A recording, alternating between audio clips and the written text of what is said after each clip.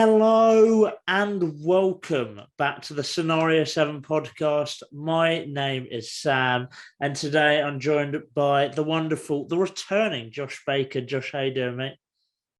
I'm very good, thank you. I'm glad to be back, and hopefully I'll be here quite often in the future, more than usual.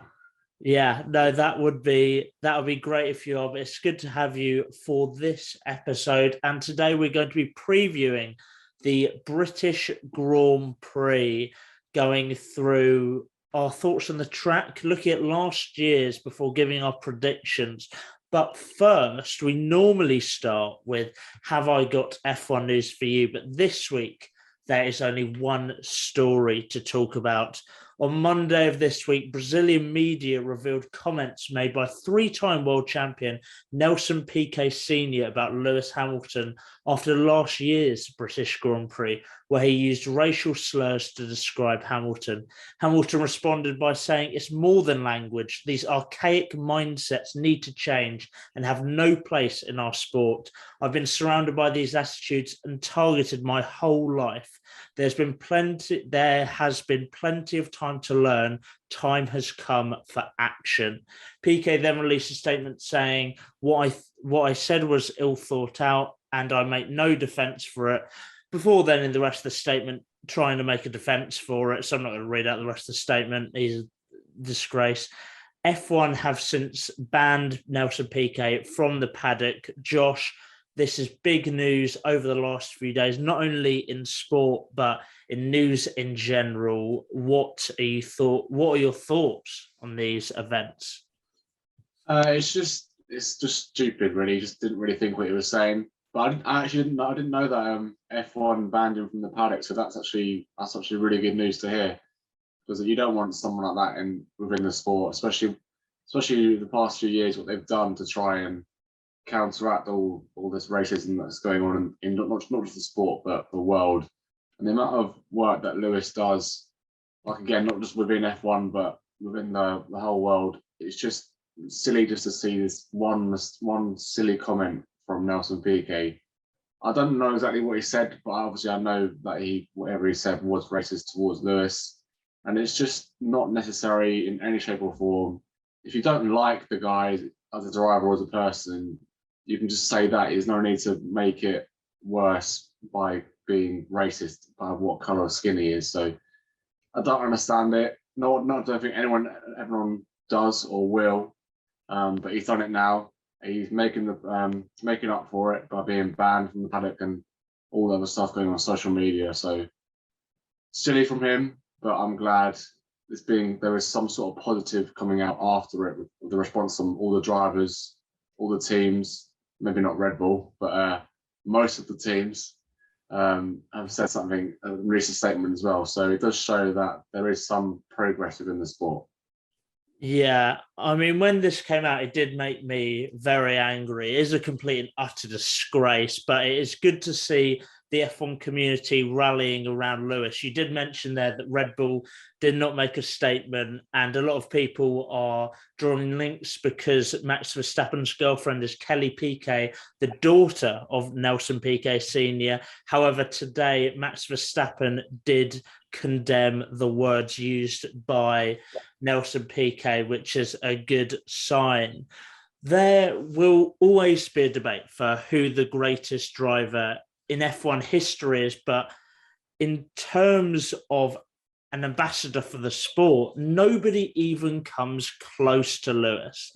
And for me, he's on a pedestal with the likes of, not just in F1, but in sport in general, the likes of Muhammad Ali, Billie Jean King, as one of the greatest sports people of all time, not just for the impact they had playing the sport, but how they used their platform when they weren't. Lewis regularly uses his platform to raise awareness for the LGBTQ community, gender equality, climate change, and more. He's been facing abuse his whole career, but for him to be racially abused by a big driver in the sport, a three-time world champion such as Nelson Piquet, shows the need for education and the need to fade out this generation of old drivers. from giving them a platform. I mean, just today I saw on Good Morning Britain, Bernie Ecclestone coming out and defending Nelson Piquet, and then going on saying he'd take a bullet for Putin, and then saying he backs or that it's Ukraine's fault for the invasion. And that literally, it's completely right. We have to fade out this generation. F1's hopefully going into a new generation where it's going to be inclusive. We're going to countries like South Africa, and we know how the race war that they had there, and it's going in another direction. We need to fade these people out. But it's not just that generation. I mean, F2 driver Yuri Vips has recently been kicked out of the Red Bull driver program for using the N-word while streaming on Twitch. He's kept his high-tech seat, which is very controversial, and F2 are not very happy with that. But it's another example of why people need to be educated at all ages. And now is the time to act. It's so frustrating that we're still talking about this in 2022, but those are my thoughts. Let's now move on to a lighter note. Let's go on to talk about the preview for this race, starting with the track. And of course, we race at the iconic Silverstone circuit. It is a 5.891 kilometre circuit with 2 DRS zones, 18 corners, and 52 laps. Josh, what are your thoughts on the circuit? What's not to love? It's our home track. It brings out everything. Fast corners, maybe the odd, not many, but the odd slow corner. Tricky corners as well, like Maggots and Begets. If you get that wrong ever so slightly, you're probably going to lose the car, especially in this new era of cars compared to last year and so on. So it's going to be interesting to see how the drivers cope in the new car around this track. But I think they've had enough experience within those cars now that they'll be just as fine. But yeah, the track, like you said, it's iconic. It's been around for a while. Maybe different layouts each year, but we know the same layout as last year. I think it'll be interesting. And when I come on to my predictions, you'll see how much of a fight I think there will be around this track compared to other races. All very interesting. Leaving a bit of suspense for later in the podcast. Yeah, I completely agree. This is such a fantastic track, not only because it's the home circuit, not only because so many drivers on the F1 grid, this is their home race. I mean, you're looking at George Russell, Lewis Hamilton, Lando Norris, but it's one of the fastest tracks on the circuit. You have historic corners like Maggots and Beckett's and Abbey as well, which are some of the toughest in the world. This race consistently provides a lot of drama, not just in the race, but also in qualifying. I mean, look no further than last year. And then you have a track where tyres just decide to fail, which adds a bit of spice to the race. So an aggressive strategy could be very risky, especially with the record of certain tyres around this track. So I'm very happy to be back. Love that it's on the calendar, and Silverstone's such a fantastic home. Let's now go on to look at last year's race in Britain, where, of course, they did have a big incident, which I'll come on to talk about. But first, starting on the Friday, Lewis Hamilton put his car on pole on a sprint weekend with Verstappen second and Bottas third. In sprint quali, the action started on lap 1 when Nikita Mazepin hit his teammate Mick Schumacher, causing Mazepin to spin on track, and Russell and Sainz made contact, earning Russell a 3-place grid penalty. The next major incident was when Perez lost control of his car on lap 5, spinning off into the gravel. He was able to carry on, but later retired on lap 16, with the sprint race finishing with Verstappen first, Hamilton second, and Bottas third, meaning Verstappen gets 3 points, Hamilton gets 2 points, Bottas getting 1, which is a system that's changed for this year, but that was the system for last year. And now on to the main incident of the race, and that was on lap 1, when Verstappen and Hamilton clash at Copse Corner after an unbelievable battle, causing Max to fly into the barriers at 51 Gs. Big impact, caused the red flag, and Hamilton getting a 10-second penalty, which a lot of people weren't happy about, I think it's fair to say. The race finished with Hamilton winning, Charles Leclerc getting second, and Valtteri Bottas at third. Now, Josh, what is your memory from last year's race at Silverstone? Well, we all know of what happened last year. We couldn't exactly choose that because obviously you're going to explain through the racing last year. But I've kind of got two. One which is sort of something I found a little funny, and one which still haunts me to this day. I'll start with the funny one, and that was obviously the debate after the race of the incident between Hamilton and Verstappen. And I think Christian Horner just kind of cracked me up that day. He was constantly we know he loves to moan, and the way he was moaning after his race was just funny, trying to convince everyone it wasn't Verstappen's fault, it was Hamilton's fault. And we all know each principal for each team is going to back their own driver.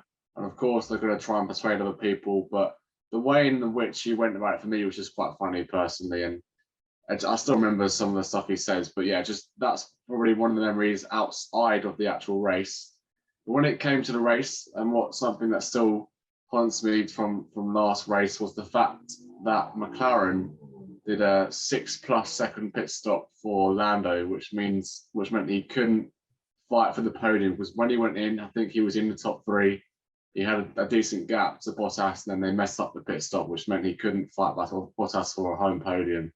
So that still kind of annoys me to this day, but I'm sure one day, probably not this year, but one day he will be able to get on that not top spot maybe, but somewhere on the podium on his home race. Yeah, two great memories there. And I have not gone for the big incident. Of course, I'll talk about it briefly. I've talked about it already. It was a massive incident with Verstappen and Hamilton. You talked about the backlash from it there, and a 10-second penalty, which was controversial. I personally think it was fair, even though at the time I'm pretty sure I did think it wasn't warranted. But hey, our opinions change. But the memory I've gone for is Fernando Alonso's phenomenal sprint qualifying. And it started on lap 1. He started P11. That's where he qualified on the Friday. And Alonso found himself in 5th by the end of the first sprint lap, just making these phenomenal moves with carnage going on ahead of him, just diving through the field. He had some great battles with Vettel, I seem to remember. And in the end, he did end up being overtaken by both McLarens, but they just had much faster race pace. P7, though, in a sprint was still a very good result. And my main memory is just that first lap, just the onboard view of him just making his way through the grid. And Fernando Alonso, despite his age, still performs to this day, still puts in fantastic drives. I mean, just look last week, second in qualifying for the Canadian Grand Prix. Unbelievable. And he's still a joy to watch. He hasn't lost his magic. So Fernando Alonso is my memory from the last race. Let's look at some predictions. First of all, looking at the prediction table after Canada. And last week, it was me and Joe who put predictions in. So after Canada, of course, these points are done on averages, so everyone can compete, aka you, Josh. So in first place, we've got Matt on 3 points. Second is still me on 2 points, getting 1 point in Canada, which really wasn't ideal. In third place is Joe on 1.8 points, 2 points in Canada, so did better than me, but stays behind me. In fourth is you, Josh, on 1 point, and fifth is Robert on 0.5. Now, we need to talk through our predictions for this race, and let me quickly go through what we predict. So the 5 things we predict before we predict the podium is first accident, first safety car / red flag, first pit stop, first blue flag, and who will get the most overtakes. With all of them, we predict the lap it happens or the number of overtakes. And I'm going to kick us off here, Josh. So for first accident, I have gone for Mick Schumacher, lap 1. I think that it can be a tricky, turning into turn 1 can be tricky. And for the inexperienced drivers, I know it's now a second year, things could happen. I mean, he spun in the sprint race on lap 1 last year, or he had a collision with Mazepin. So I've gone for Schumacher, first accident, lap 1. For first safety car / red flag, I've gone Zhou, also lap 1. Again, inexperience could show. For first pit stop, I've gone Daniel Ricciardo, lap 1. I mean, they're just random guesses, really. First blue flag, Nicholas Latifi, lap 28. That's the thought out guess. And for most overtakes, I've gone for, inspired by my memory of the last race, Fernando Alonso with a 9. Now, Josh, what have you got? Right. I completely forgot about these lots, so I'm going to go for it as I go across. First accident, I'm going to go similarly to you, but not for the first corner. Probably for a similar place to where Vettel went off just before you go up towards Magnus Begets. I think, similar to you, I'm going to go with the inexperience of Guan Yu Zhou to have the first accident. I feel like you're going to try and go around the outside of that hairpin and then mess it up and go into the gravel and cause an accident. Probably still on lap 1, because it's chaos on lap 1, as we always see. First safety car, that's red flag. I'd probably, because of the accident I described, I'd probably have to stick with the same pairing of Guan Yu Zhou in the first lap, just because how bad or how serious the accident could be. First pit stop. I'm going to go something strange like you, but I'm going to go Valtteri Bottas.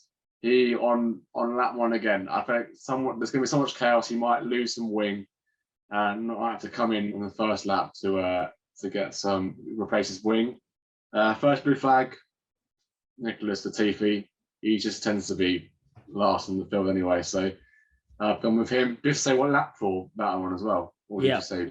Okay. Lap 21. We'll go with lap 21.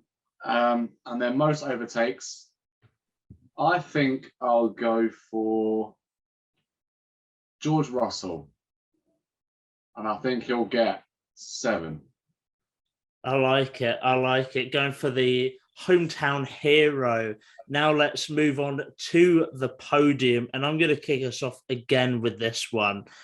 And I have a feeling it's going to be one. I'm optimistic it's going to be 3 teams in the running competing this weekend. So I thought I'd nominate a driver from each team. So in third place, I've gone Lewis Hamilton. As much as I think they're bringing upgrades this weekend, and I think their car suits the track, I don't think it's going to be enough to dethrone Ferrari or Red Bull. In second, I've got Charles Leclerc, my Ferrari nomination. Just a solid driver, but I don't think he'll be able to beat Max Verstappen, who I have in first, who will want revenge for last year, and I think he will get it. Josh, what have you gone for? Well, like I said earlier, I had a bold prediction, but you also have gone with semi-bold prediction of I think there will be a 6-way fight for the top spot this weekend with Mercedes, Ferraris and Red Bull. But I do have a different podium to you.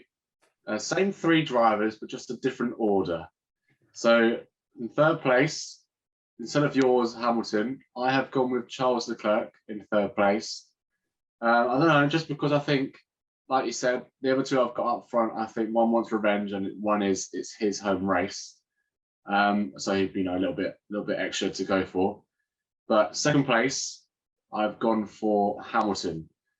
Although it's his home race, and I think he will obviously be trying really hard because he loves this track, I don't think their car quite has enough yet to beat the Red Bull package, which is why I still think Verstappen is going to get his revenge from last year and still pull away this year and win. Oh, potential clash at Cops, anyone? Maybe we'll see. But that wraps up our podcast previewing the British Grand Prix. We're pretty optimistic about how well the British drivers are going to do. So hopefully they live up to expectations.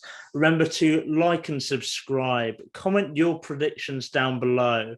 And on audio platforms, remember to interact with us, give us a rating. That would be fantastic. If you want to stay up to date with everything happening at Scenario 7, our links are down below. Thank you for listening, and we'll see you in the next one.